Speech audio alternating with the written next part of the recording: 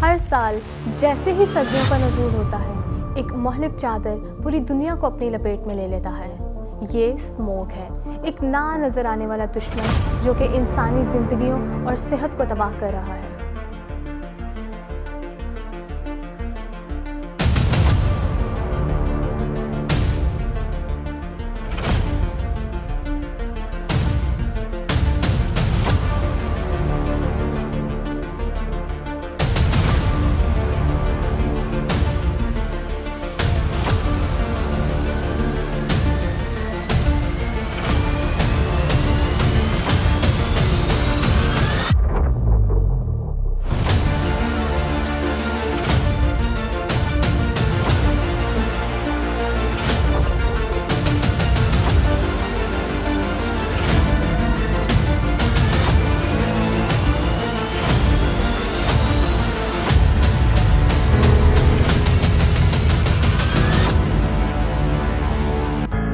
सर्दियों के मौसम में शाम, रात और सुबह के औकात में जब दर्जा हरारत कम होता है तो अक्सर फ़िज़ा में धुंध पैदा हो जाती है। ये धुंध उस वक्त पैदा होती है जब ज़मीन के करीब हवा ऊपर वाली हवा के मुकाबले में ठंडी होकर आबी बुखारात की शक्ल इख्तियार कर जाती है।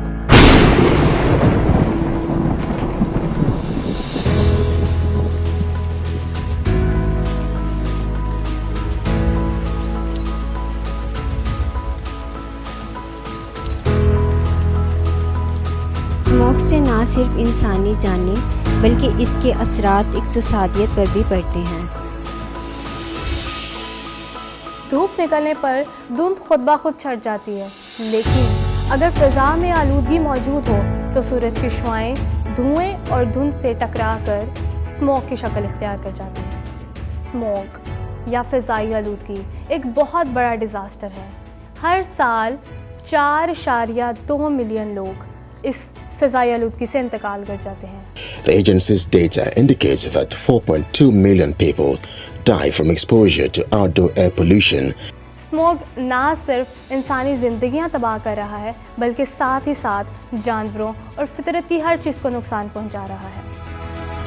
आलमी बैंक के मुताबिक फ़िज़ाई आलूदगी के बाइस दुनिया की मैशियत को सालाना $5 ट्रिलियन का नुकसान होता है। यूरोपीय यूनियन में फ़िज़ाई आलूदगी के बाइस सालाना तकरीबन 1.6 ट्रिलियन यूरो का नुकसान होता है। भारत में 2019 में फ़िज़ाई आलूदगी के बाइस $95 बिलियन का नुकसान हुआ, जो कि मुल्क की GDP का तकरीबन 3% बनता है। 2021 में IQ एयर के रिपोर्ट के मुताबिक दुनिया के सबसे आलूदा शहर भारत का शहर Delhi. The biggest obstacle is that while Delhi government has a very aggressive action plan against pollution, we do not have any kind of a regional action plan. Bangladesh का शहर ढाका,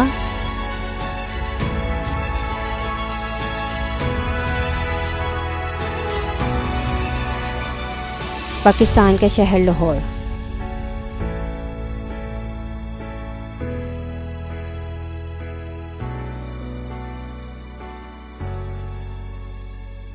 रोज़मर्रा की ज़िंदगी भी स्मोक से मुतासिर हो रही है। मिनटों का सफ़र घंटों में तय होना, हद्दे निगाह कम होने की सूरत में ट्रैफिक के हादसात होना, ना सिर्फ ये बल्कि तालीमी इदारों, दफातर और मुख्तलिफ महकमों में काम करने वाले लोगों के लिए ये परेशानी का बाइस बन रहा है। मुझे लग रहा है कि आबो हवा हमारी इतनी साफ़ है नहीं, क्योंकि जब हम घर भी पहुंचते हैं तो हमें लगता है कि there is something wrong with our vehicle या विद आवर इनटेक। हमें लगता नहीं है कि हम रिफ़्रेश होके आए हैं। इवन मैं पार्क सुबह भी आता हूँ, शाम को भी आता हूँ, क्योंकि मैं खुद PhD में कर रहा हूँ, अभी एमफिल कर रहा हूँ, तो मुझे करना है, सोचना होता है, काफ़ी रिलैक्स भी करना होता है। तो मैं फील करता हूँ कि मैं इतना रिलैक्स क्यों नहीं होता, आखिर क्या वजह है। तो मुझे लगता है कि ये क्लाइमेटिक कुछ चेंजेस आ रही हैं हमारे लाहौर में या पाकिस्तान में, जो शायद लोग कहते थे ना सुबह की सैर करो, अब होती है सुबह की सैर, लेकिन वो जो इन्फ्लुएंस पहले था ना, जैसे फॉर एग्जांपल अब मैं देखा फूल हम नहीं सूंघ रहे, तो मैंने फूल सूंघने शुरू किए, तो मैं ज़्यादा वो क्या कहते हैं रिफ्रेश महसूस कर रहा हूँ। मैं समझता हूँ हमारी जो आबो हवा है वो ज़्यादा आपको एंटी पोल्यूटेड लगेगी हवा। ये कुछ चीज़ें हैं जो हम ना पीछे छोड़ आए हैं, राइट। और दूसरा, एक्सरसाइज सिर्फ काफ़ी नहीं होती, आपको दरख्तों में जो ऑक्सीजन आ रही है वो भी बड़ी डिपेंड करती है कि वो किस क्वालिटी की है। मैं समझता हूँ कि हम लोग पाकिस्तान हो या इंडिया हो या सिंगापुर हो, हम लोग अकेले तन्हाई में नहीं रह रहे, हम कनेक्टेड हैं दुनिया के वेदर के साथ। वहाँ से जो वेव्स चल रही होती है ना, वो हमारे बड़े स्पीड से पहुँच रही होती हैं, राइट। उनका भी हम पे इम्पैक्ट होता है। फिर लोग आ रहे हैं वहाँ से, उनका हमारे हम पे अलग इम्पैक्ट होता है वार्मिंग में। जैसे कमरे में कम लोग होंगे तो कम वार्मिंग होती है, ज़्यादा होंगे ज़्यादा वार्मिंग होगी।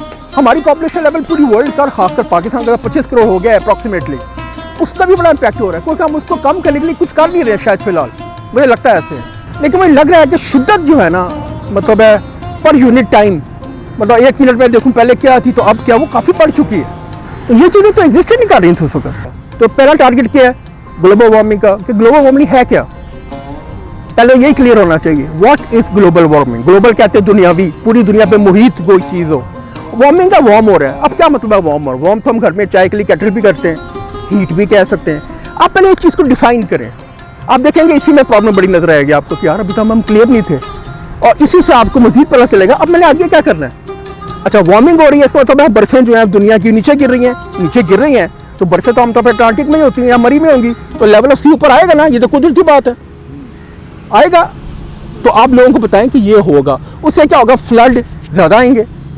फ्लड ज़्यादा आएंगे तो आपकी जो सी के ऊपर हवा है वो ज़्यादा ठंडी होगी, तो ठंडी होगी जब वो हवा तो वो नीचे बैठ जाएगी, ऊपर गर्म आ जाएगी, और गर्म हवा स्पीड से रहेगी पूरी दुनिया में। माहिरीन मौसमियात का कहना है कि स्मोक सिर्फ धुएं और आलूदगी की वजह से नहीं बनती,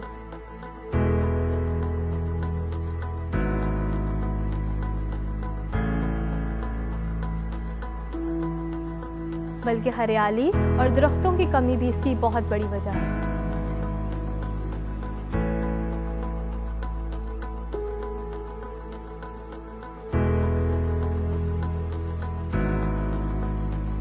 सनती अखराज, कार्बन मोनोऑक्साइड और नाइट्रोजन के अज्जा जब रात को नमी में शामिल होते हैं तो हाई वोल्टेज के बायस इन इलाकों में हरारत पैदा होती है, जिसके नतीजे में इन इलाकों में बिजली मुअत्तल हो जाती है। जी, इन्वायरमेंटल चेंज तो है, उसमें पोल्यूशन का फैक्टर भी है, स्मोक का फैक्टर भी है, और एक ट्रैफिक भी बहुत बड़ा इशू है। उसकी वजह से भी पोल्यूशन जो है वो इंक्रीज़ हो रही है लाहौर में। बाकी ये है कि पोल्यूशन की वजह से रेस्पिरेटरी प्रॉब्लम्स भी हो रही हैं, इन्फेक्शंस वगैरह फैल रही हैं, तो मेरे ख्याल में तो वर्थ लिविंग नहीं रहा अब उस लिहाज से, अगर इन्वायरमेंट के पॉइंट ऑफ व्यू से आप देखें तो। क्योंकि इस वक्त लाहौर मेरा ख्याल सबसे पोल्यूटेड सिटी है, लेकिन यहाँ पे दरख्त वगैरह भी उन्होंने काफ़ी सारे लगाए हैं, लेकिन मज़ीद ज़रूरत है कि यहाँ पे दरख्त लगाए जाएँ। और ये पोल्यूशन सिर्फ इसी वजह से नहीं आ रही, कोल बर्निंग की वजह से भी, क्योंकि साहिवाल में इन्होंने प्लांट लगाया, यहाँ पे भी लोग फसलों को आग लगा देते हैं उसको वेस्ट करने के लिए। तो ये भी एक मैं समझता हूँ कि फैक्टर है कि पोल्यूशन जो है वो इंक्रीज़ हो रही है।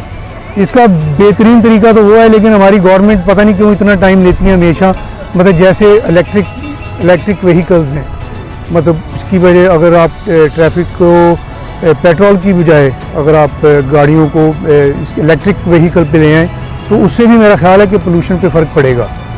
और इसी तरह ये है कि प्लांटेशन में मैक्सिमम की जाए, और कोल बर्निंग और ये फसलों को जो जला रहे हैं उसको कम किया जाए। तो हम लोग सड़कों पे ऐसे ही घूमते थे, मतलब कोई इतनी ट्रैफिक नहीं थी, वो तो बहुत डिफरेंस तो बहुत है। ट्रैफिक जो है वो इतनी बढ़ गई है कि आप देखें कि मैं बाकी इलाकों की बात तो नहीं करता, जितने भी पॉश एरियाज़ आपके कहलाते हैं उनमें हर घर में 2-2 3-3 गाड़ियाँ हैं, मोटरसाइकिलें हैं 2-2 3-3। तो ये भी फिर वही बात है कि ये फिर गवर्नमेंट पे अगर कहें कि ट्रांसपोर्टेशन नहीं है तो ये तो कुछ नहीं करेंगे।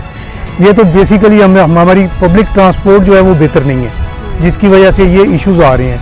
मतलब हर जगह पे अगर हम देखें ना तो ये कुछ लोगों को खुद ही करना पड़ेगा, गवर्नमेंट पे डिपेंड करना मेरा ख्याल है कि it would not be a good step, कोई अच्छी चीज़ नहीं होगी कि हम गवर्नमेंट पे डिपेंड करें। Smoke is a disaster. आजकल जिस तरह से हम दुनिया को अगर देखें कितनी ज़्यादा ग्लोबल वार्मिंग हो रही है, और ना सिर्फ ये बल्कि इसके बहुत से नेगेटिव असरात भी दुनिया पे अब शो होने लग गए हैं काफ़ी टाइम से। और अगर हमने इसका ध्यान ना किया और इसका ख्याल ना किया और कोई ऐसा रद्द अमल ना रखा या ऐसे कोई स्टेप्स ना लिए कि जिससे इसको कम किया जा सके या इसको रोका जा सके या मध्यम किया जा सके, तो हमारी आने वाली जनरेशन्स ना कि ये कि सिर्फ साफ़ पानी से महरूम होंगी बल्कि साफ़ हवा से, जिसमें वो खुल के सांस ले सकते हैं, जिसमें वो परवान चढ़ेंगे, वो भी उनको मुयस्सर नहीं होगी। एक बहुत बड़ा इशू जो पाकिस्तान में भी कुछ अरसे से बहुत शिद्दत से देखा जा रहा है, दैट इज़ स्मॉग। हम लोग फॉग के होने पे तो बहुत खुशी मनाते हैं, लेकिन जब हम स्मॉग की बात करते हैं तो हम उसके डिज़ास्टर्स इफ़ेक्ट से बहुत हद तक, मतलब इतनी एक्सट्रीम तो हम वाकिफ़ ही नहीं हैं कि उसकी कौन कौन सी बीमारियां होती हैं जब स्मॉग में हम बाहर जाते हैं और इनहेल करते हैं वो पोल्यूटेड एयर, ऑक्सीजन, और वो फिर ऑटोमेटिकली आप देखें कि जो बुनियादी चीज़ें, इंसान सब चीज़ों के बग़ैर रह सकता है लेकिन सांस लिए बग़ैर नहीं रह सकता। लेकिन स्मॉग के वक़्त में आपको जब सांस लेना होता है तो आपके पास कोई और चारा नहीं होता, आपको उसी पोल्यूटेड, गंदी और बेहद टॉक्सिक किस्म की एयर में से अपना सांस लेना होता है। You have to breathe from it and without considering their so many negative effects कि हम उसकी बात करें तो एक लंबी फहरिस्त है और वक्त ख़त्म हो जाएगा, लेकिन उसके बारे में बात नहीं। तो मेरा आप सब के लिए एक मशवरा है, और as a Pakistani, as not only a Pakistani, as a human being, कि हमें पोल्यूशन पे काबू पाने की कोशिश करनी चाहिए। चाहे वो मरीन पोल्यूशन हो, चाहे वो एयर पोल्यूशन हो, चाहे वो हर तरह की पोल्यूशन, और उसमें एक बहुत बड़ा किरदार वेस्ट जो मटेरियल है, चाहे वो घरों का वेस्ट हो, चाहे वो केमिकल इंडस्ट्रीज़ का वेस्ट हो, चाहे वो फैक्ट्रीज़ का वेस्ट हो, उसको प्रॉपर तरीके से डिस्पोज ऑफ किया जाए। और ना सिर्फ ये, बल्कि एक अक्लमंदी का मुजाहरा किया जाए हम सब की तरफ से। सिर्फ ये इदारों का फ़र्ज़ नहीं है, ये हम सब का फ़र्ज़ है, क्योंकि जो हमारी फ्यूचर जनरेशन है हम भी उसके लिए ज़िम्मेदार हैं, और हमारा फ़र्ज़ बनता है कि हम उनको एक अच्छा माशरा, एक अच्छी साफ़ सुथरी हवा, साफ़ पानी दे सकें। तो जितनी ज़्यादा आपको पता है इंडस्ट्रियलाइजेशन हो चुकी है दुनिया में, हर दूसरी जगह पे इंडस्ट्रीज़ और फैक्ट्रीज़ बन गई हैं, तो ये जो तमाम मामला है, ये जो तमाम पोल्यूशन है, ये बहुत ज़्यादा एक्सीड कर गई। आपको पता होगा कि ओज़ोन लेयर भी हमारी डिप्लीट हो गई है, मतलब इतनी ज़्यादा पोल्यूशन की वजह से उसमें भी सुराख कई जगह से हो गए हैं। इसका मतलब है कि जो सन की, जो सूरज की अल्ट्रा वायलेट रेजेस हैं, वो डायरेक्ट हम तक पहुंच रही हैं। तो बहुत नुकसान है, इसके अनगिनत नुकसान हैं। इससे बचा इस तरह जा सकता है कि हम गाड़ियों का इस्तेमाल कम करें, पब्लिक ट्रांसपोर्ट पे आए जाएं। गाड़ियों में भी एक बहुत से लोग जानते हैं इस चीज़ को कि कैटालिटिक कन्वर्टर टाइप एक चीज़ होती है, उसको फ्यूम जहाँ से निकलता है ना गाड़ियों का, वहाँ लगा देते हैं, और उससे ये होता है कि जो एमिशन होती है वो इतनी ख़तरनाक नहीं रहती। तो खैर तरीके भी बहुत हैं, किया भी बहुत कुछ जा सकता है, लेकिन हमारा जो एक बहैसियत कौम एक मसला है कि हम हर चीज़ दूसरे पे डाल देते हैं, ये नुकसानदेह है हमारे लिए। तो आइए हम एक अहद करते हैं कि हम अपने इन्वायरमेंट को जो है वो लोगों के लिए आसान बनाएंगे, अच्छा बनाएंगे, और अपना किरदार अदा करेंगे, गंद नहीं मचाएंगे। और जो लोग गंद डाल रहे हैं या विदाउट एनी एक्नॉलेजमेंट कि उनके गंद से दुनिया को क्या नुकसान हो रहा है, हम उनको भी जाके बताएंगे कि दिस इज़ नॉट डन। तो से नो टू स्मोक।